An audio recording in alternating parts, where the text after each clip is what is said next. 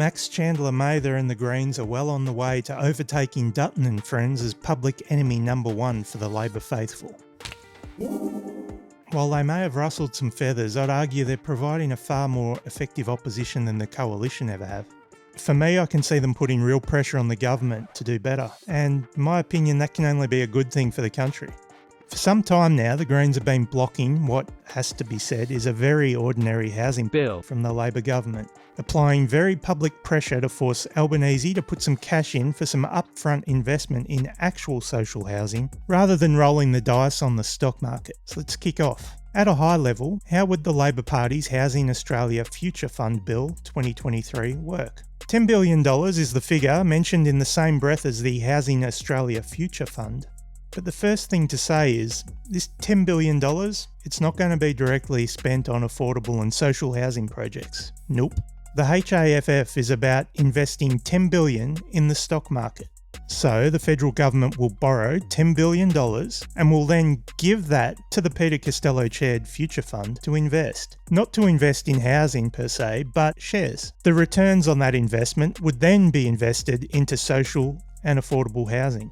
In the initial reading of the bill and the explanation that followed, the level of actual investment in social and affordable housing per year as a result of the HAFF was capped at up to $500 million per year. The keywords there were up to. Obviously, that left a gaping loophole with no guarantee on the level of funding that the HAFF would provide on any given year. While it might be potentially unlikely, the wording did open the door to the possibility that the HAFF could provide no funding at all in any given year, depending on the performance of the stock market. Since the first reading, as part of negotiations with the Greens, the Labor Party have offered to close that loophole and guarantee that $500 million will be the floor and not the ceiling. We have agreed that $500 million will come out from 2024, guaranteed disbursement, guaranteeing a $500 million disbursement from 2024 to 25 each and every year.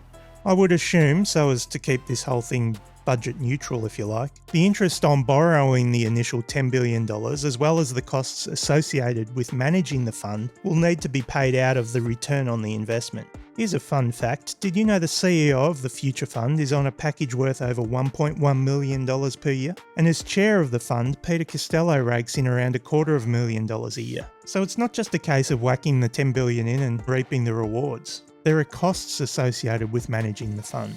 In recent years, the percentage of direct costs for the Future Fund have averaged around 0.23%. And while that might not sound like much, it means we're spending almost $500 million in fund management for the Future Fund each year. If you apply that same ratio to the $10 billion flagged for the HAFF, then you're looking at around $23 million per year in fund management fees. I forgot to include look-through costs. Using a 3-year average of 1.4%, this would be an additional cost of $140 million. You don't have to believe me. Here's a doctor to tell you pretty much the same thing. A great example is the Future Fund, which spent $500 million in fees last year in order to lose $2.4 billion in value. Do we really think spending $20 million in fund management per year in a housing fund is better than just building more homes? So a Future Fund is about 0.2% of funds under management as annual fees. So they spend $500 million on management fees per year, which is essentially the maximum we're going to be able to spend on supporting below market housing. As part of the bill, the government are promising 20,000 homes for social housing and an additional 10,000 affordable homes for frontline workers in the first 5 years. And yes, the government has said that they would be building these 30,000 properties. 30,000 properties at a cost of $2.5 billion over 5 years. Let's take a look and see how that would all work out. So based on the bill, each year $500 million will be invested in social and affordable housing. If the HAFF were to kick off on the 1st of July 2023, the first return it would allocate to actually building housing would be July 2024. I mean, the Housing Minister herself has said that we'll need to wait until the 2024-25 financial year before the HAFF makes its first disbursement. Guaranteeing a $500 million disbursement from 2024 to 25 each and every year. Various estimates suggest that it takes between 4 and 12 months to build the average property, once the land is all paid for, etc. For ease of the maths here, let's just say it will take 12 months to build each property. In 2021, the Grattan Institute found that the average upfront cost of building a social housing dwelling was in the $240,000 to $330,000 range. In a submission to the government on the HAFF, Industry Super Australia put the figure at $550,000 per dwelling. Power Housing Australia put the figure for capital construction costs of 30,000 homes at $10.5 billion. So perhaps $300,000 per home is a conservative figure.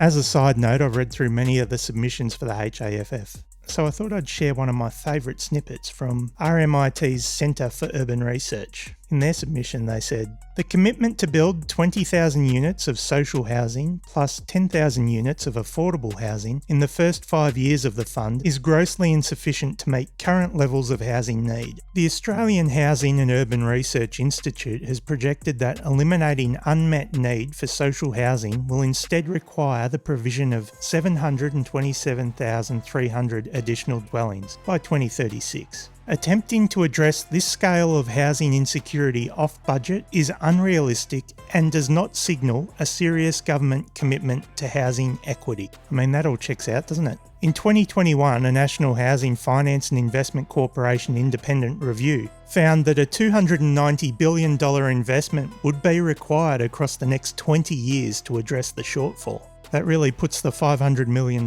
per year into some perspective, doesn't it? Given that building costs have increased year on year since 2021, let's use $300,000 as the average cost to build a social housing dwelling today.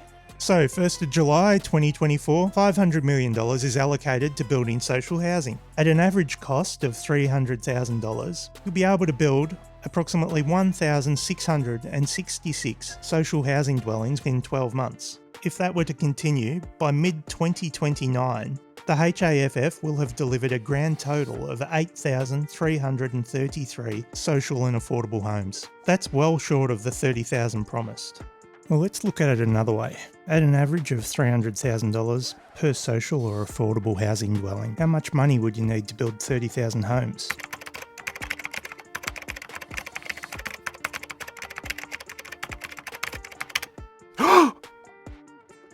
You don't trust my dodgy maths?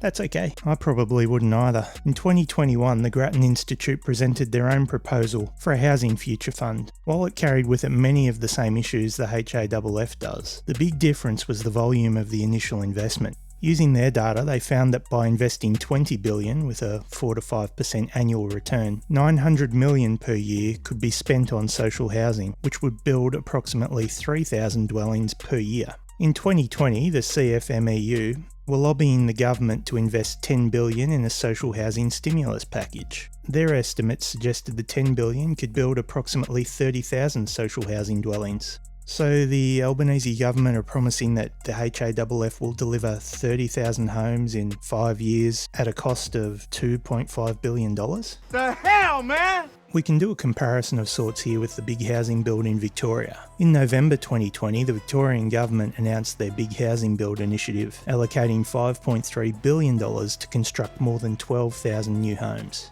including 9,300 social housing dwellings. The big housing build was intended to boost the state's social housing supply by 10% in 4 years. Well, despite the spin, the harsh reality is that the dial has barely moved when it comes to social housing in Victoria over the past 5 years. There were 86,887 social housing dwellings in Victoria according to the most recent data, which is a grand total of 74 more than there were 5 years prior. To meet their targets, there must be a whole lot more coming through the pipeline in the next 12 months.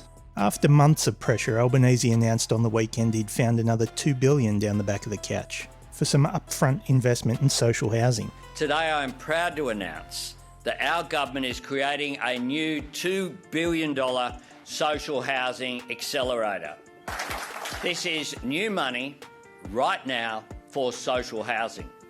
This is a good thing. The thing that prompted this video though was some of the deluded tales I've seen on social media. It's industrial-grade gaslighting from blinker-wearing Labor groupies arguing until they are blue in the face that this had nothing to do with the pressure from the Greens. At first, the rusted-ons were claiming the Greens were trying to take credit for the $2 billion announcement, which was just something that was announced back in April. Well, that wasn't true. While it is true that there was an announcement from the Minister for Housing in April, and there was a $2 billion figure mentioned in the press release, this refers to something completely different. The announcement in April referred to increasing the NHFIC's loan cap from $5.5 billion to $7.5 billion. This is one of those other things that sounds impressive on the surface until you find out that the NHFIC loan program has been issuing loans since 2019, and they've approved $3.4 billion worth of loans, meaning that there's still another $2.1 billion that can be allocated before they hit the $5.5 billion mark. So no, this is neither direct upfront investment nor what Albanese announced on the weekend.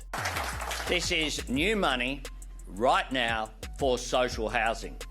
Then there were people pointing to this motion from Penny Wong from the 11th of May, which is essentially recapping what was in the April press release.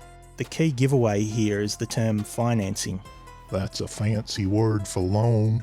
Again, this is not what Albanese announced on the weekend. This is new money right now for social housing. So let's be very clear. What was announced on the weekend was new. You don't have to believe me. Here's what Albo had to say on his website. That's why I'm proud to announce a new $2 billion social housing accelerator, with funding to be delivered to state and territory governments within the next 2 weeks. This is new money right now for new housing. Thousands of new homes across the country. So what do you reckon then? Okay, first up, let's stop calling the HAFF a $10 billion investment in social and affordable housing, because it's not. It would be far more accurate to call this a $500 million a year investment in social and affordable housing, because that's what it is. $10 billion sounds better for the press release, and that's really the point. The government can look like they are spending a lot without spending much at all, really. In terms of the budget, the government aren't technically spending $10 billion, so the books still look good and the accountant is happy. While keeping it off budget helps make the treasurer look good, aka fiscally responsible. In terms of public debate, presenting as a $10 billion proposal, an initiative which is only going to deliver perhaps $400 or $500 million a year in expenditure is just misleading, unhelpful to public debate. It's also misleading in the sense that, in effect, this money is being kept off budget so that we don't get, as electors, a good picture of what's happening in the budget. And the third problem is that, to the extent that the hypothecation here is genuine, that is that the funding will be capped by the amount that's generated by the fund, this is not a good way to fund public expenditure of any kind, and particularly not something which needs a steady pipeline like social housing. It's an accounting fiction. At worst, it's actually going to distort the allocation of policy. So my view would be that we should move away from certainly not create any more of these funds. Ideally, fold the existing funds into the future fund. Indeed, I would just convert the future fund to a sovereign wealth fund, remove the bit of hypothecation about superannuation liabilities, and just treat it as a proper sovereign wealth fund, paying its money, paying its earnings into general revenue, and then have a budgetary process in which all items, housing, NDIS, defence and so forth, were put on the same footing. All the off-budget spending can be viewed as a debt when it comes to the all-important AAA credit rating. Forget the idea that setting up this fund somehow protects the funding from future evil governments. It's in the reading speech. Any disbursements from the fund require formal government approval. How this fund is spent in the future is fully determined by any future government. As far as a housing policy, the HAFF doesn't address one of the major forces behind driving demand for social and affordable housing. That's the rental market. As you'll see in our next episode.